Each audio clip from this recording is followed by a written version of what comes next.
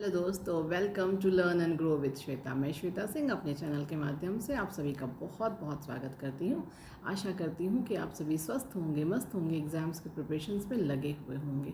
दोस्तों, BPSC TRE 3.0 जिसका exam हुआ, फिर उसका री एग्ज़ाम हुआ, री एग्ज़ाम सॉरी हुआ नहीं, होने वाला है। मतलब फिर एग्ज़ाम कैंसिल हुआ, उसके बाद फिर री एग्ज़ाम के भी मतलब कैंसिल होने की और ये सब दुनिया भर की इन्फॉर्मेशंस आ रही थी। तो इसी वजह से आजकल वीडियो नहीं आ रही थी। मेरी वीडियो इधर में 2-4 रोज़ से बंद थी। तो कहीं ना कहीं क्लैरिफिकेशन का वेट कर रहे थे हम भी, क्योंकि हमें पता है कि जैसे बहुत पता चल जाता है, बहुत सिंपल तरीका पता चल। जैसे कि जब माहौल रहता है तो आप लोग खूब पढ़ते हैं, खूब अच्छे से पढ़ते हैं। वीडियो पे व्यूज़ बहुत जम के आती है जो है। और जब मालूम होता है कि भाई जब एग्ज़ाम का कुछ पता नहीं है, डेट का कुछ पता नहीं है, तो फिर स्टूडेंट भी क्या करेगा, वो भी डीमोटिवेट हो जाता है। आप लोगों की मोटिवेशन ही हमारा मोटिवेशन है जो है। तो दोस्तों, अब आप लोग एकदम जग जाइए, तैयार हो जाइए।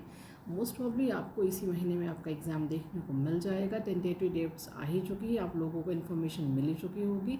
तो हम मान के चलते हैं कि टेंटेटिव डेट्स नहीं है, ये फाइनल डेट्स है। बाकी फेरबदल, चेंजेस कुछ कह नहीं सकते। अनएक्सपेक्टेड चीज़ें आ जाती हैं। उसका तो सबसे बड़ा एग्जांपल आज के, अगर आप लोग थोड़ा मोड़ा भी, मतलब थोड़ा मोड़ा क्या मतलब, ऑलमोस्ट एवरी इंडियन जो है कुछ ना कुछ तो न्यूज़ के बारे में खबर रखता ही है। आज का जो रिज़ल्ट आया है, जो इलेक्शन हुए थे आपके लोकसभा के, उसमें रिज़ल्ट है काफ़ी अनएक्सपेक्टेड है। तो मतलब कहीं पे जैसे होता नहीं, कोई जीत करके भी खुश नहीं है, कोई हार करके भी बहुत खुश है। खैर, हमें क्या है, हम तो ये कहते हैं कि एक बार जैसे ये हमारे एग्ज़ाम्स में जो टीचिंग के एग्ज़ाम्स होते हैं, जो ये वैकेंसीज़ होती हैं, इसमें एक बार एग्ज़ाम होता है, फिर री एग्ज़ाम होता है, फिर एग्ज़ाम कैंसिल होता है, फिर एग्ज़ाम होने के बाद फिर पता नहीं होता है कि नौकरी मिलेगी कि नहीं मिलेगी, फ़ाइनल होगा कि नहीं। और अभी तो ये भी हो चुका है कि फ़ाइनल होने के बाद, नौकरी मिलने के बाद, नौकरी बची रहेगी कि नहीं बची रहेगी। क्योंकि बीपीएससी में ये भी देखा गया कि नौकरी मिलने के बाद भी लोगों की नौकरियाँ चली गई। तो इसलिए ऐसा तो मुझे तो यही लगता है कि मतलब मैं बहुत ज़्यादा पॉलिटिक्स में इंटरेस्ट नहीं रखती हूँ, लेकिन ये ज़रूर सोचती हूँ कि नेताओं के साथ भी ज़रूर ऐसा होना चाहिए जो है। कोई एक बार जो है एक बार नेता बन गया, एमएलए एमएलसी कुछ बन गया होता है, उसको हमेशा पेंशन मिलती है। लेकिन अब गवर्नमेंट जॉब होने के बाद, गवर्नमेंट जॉब का सबसे बड़ा चार्म जो होता था वो पेंशन को लेकर के होता था। सैलरी भी अब बहुत बड़ी मुश्किल से आती है, साथ में पेंशन का भी आता पता नहीं, आता पता क्या गोली है जो है ही नहीं। तो वही सब बहुत सारी चीज़ें हैं कि जो मतलब ये विद्यार्थियों का, ये टीचर्स का दर्द वही समझ पाएंगे जब इनके ऊपर भी ये चीज़ें बीते। अगर इनका भी रिज़ल्ट जैसे अभी आया है, अभी इस पे भी स्टे लग जाए और इसको भी 4 साल 5 साल के बाद जैसे हमारे एग्ज़ाम के साथ में होता है, वैसा अगर हो तो इन्हें भी काफ़ी अच्छे से समझ में आए कि भाई स्टूडेंट्स के ऊपर क्या बीतती है। खैर, इन बातों को छोड़ते हैं, हम अपने जो टेंटेटिव डेट्स आई हुई हैं, जून में एग्ज़ाम होने की जो संभावना है उसी को लेकर के चलते हैं। और उसके बाद साथ ही में जो है हम अपना पढ़ाई जो थोड़ा सा स्लो हो गया था उसको हम फिर से थोड़ा सा रीस्टार्ट करते हैं, उसको थोड़ा सा फिर से हम उसको स्पीड पे लेके आते हैं। ठीक है, तो आज हम अपना वीडियो जो है वो मॉडर्न हिस्ट्री का टॉपिक है। तो मॉडर्न हिस्ट्री के टॉपिक का हमने कुछ बहुत इंपॉर्टेंट क्वेश्चंस आज लेकर के आए हुए हैं, और बाकी मेरी कोशिश थोड़ा रहेगी कि इधर मैं आप लोगों को थोड़ा जल्दी और थोड़ा ज़्यादा से ज़्यादा वीडियो प्रोवाइड करूँ, कोई गैप ना होने पाए। बाकी किसी न किसी रीज़न से हो जाता है वो अलग बात है, लेकिन मेरी कोशिश रहेगी कि गैप अब कम हो जो है। तो चलिए दोस्तों, हाँ, कुछ और सवाल थे जो है, जो कुछ विद्यार्थियों ने मुझसे कुछ सवाल पूछे थे, उनके जवाब भी मैं इस वीडियो में इंक्लूड करना चाहूँगी। एक तो ये था कि मैं वीडियो कैसे बनाती हूँ, मैंने रिप्लाई किया है, मैंने उसमें आंसर लिखा, मतलब लिखा है, लेकिन वही चीज़ है कि बहुत सारी बातें समझाई नहीं जाती है रिटर्न के थ्रू, तो इसलिए मैंने सोचा कि मैं इसमें भी अपना मतलब बात को कर सकती हूँ। तो वही एक चीज़ ये है कि मेरा जो वीडियो बनाने का तरीका है वो बहुत सिंपल होता है।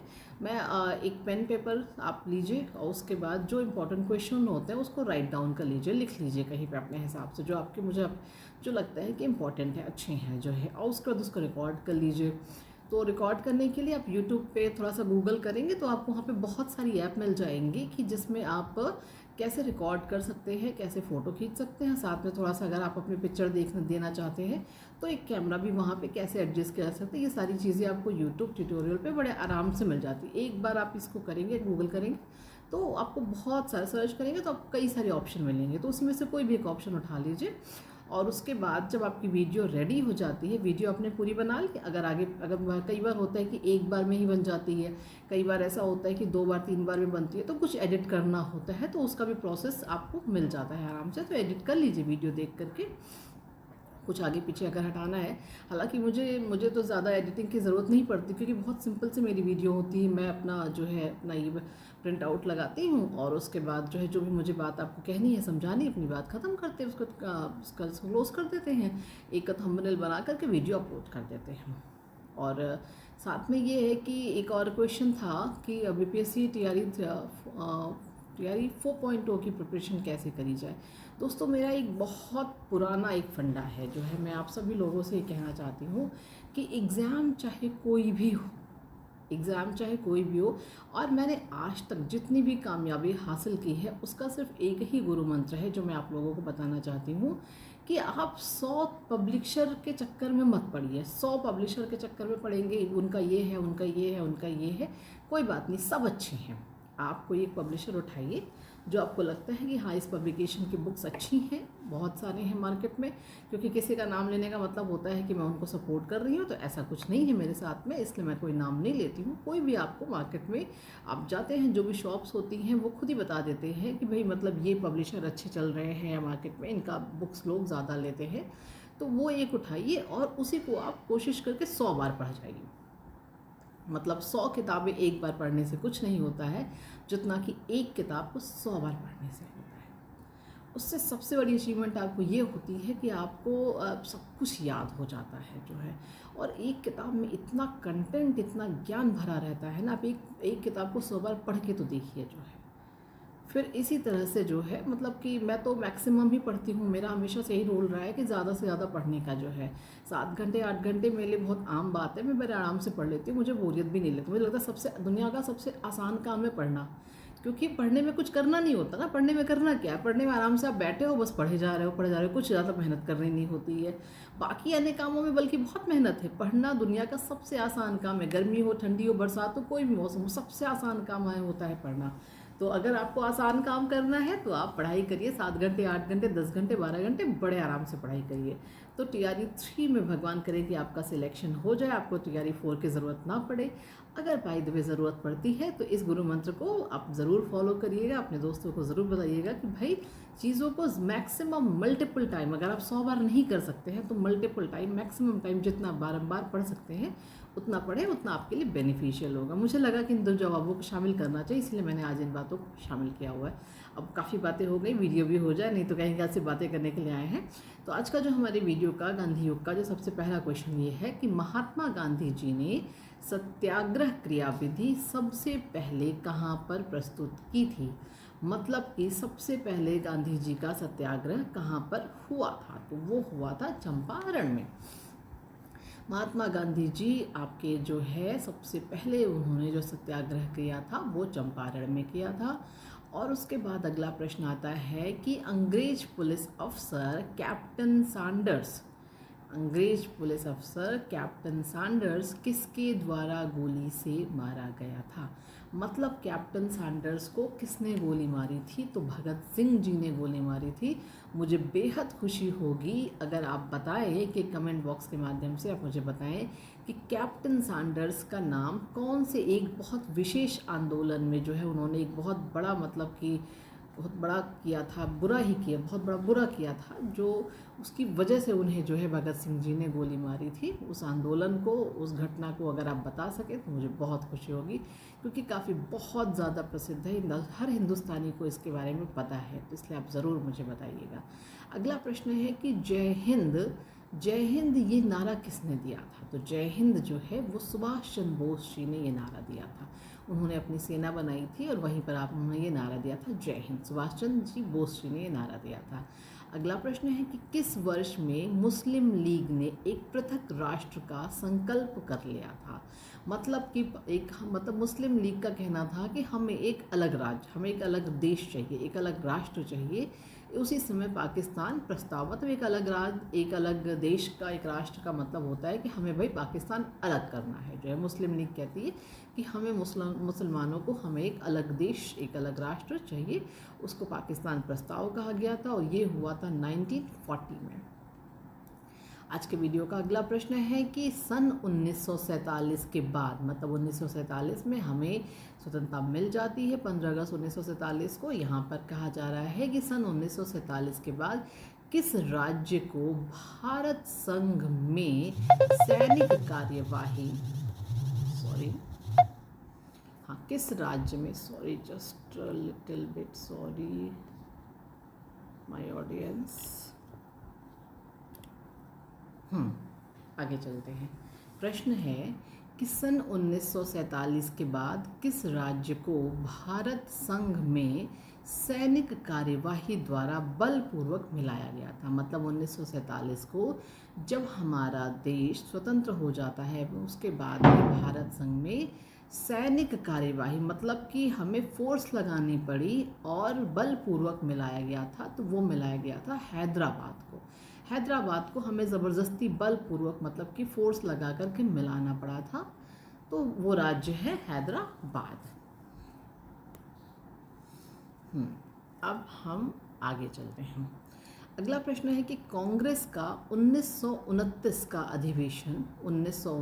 अधिवेशन जिसमें पूर्ण स्वराज का लक्ष्य घोषित किया गया था, ये कहाँ पर हुआ था। एक सबसे पहले तो ये इम्पोर्टेंट है कि कांग्रेस ने 1929 में पूर्ण स्वराज का लक्ष्य घोषित किया था और ये हुआ था लाहौर में। अगला प्रश्न है, कांग्रेस ने भारत छोड़ो आंदोलन किस वर्ष पारित किया था। भारत छोड़ो आंदोलन पारित हुआ था 1942 में। नेक्स्ट क्वेश्चन है, सुभाष चंद्र बोस जी ने सिंगापुर में दिल्ली चलो नारा दिया था, ये कब दिया था। तो एक तो ये है कि दिल्ली चलो नारा किसने दिया था, तो वो सुभाष चंद्र बोस जी ने दिया था। कहाँ दिया था, सिंगापुर में दिया था। कौन से सन में दिया था, 1943 में दिया था।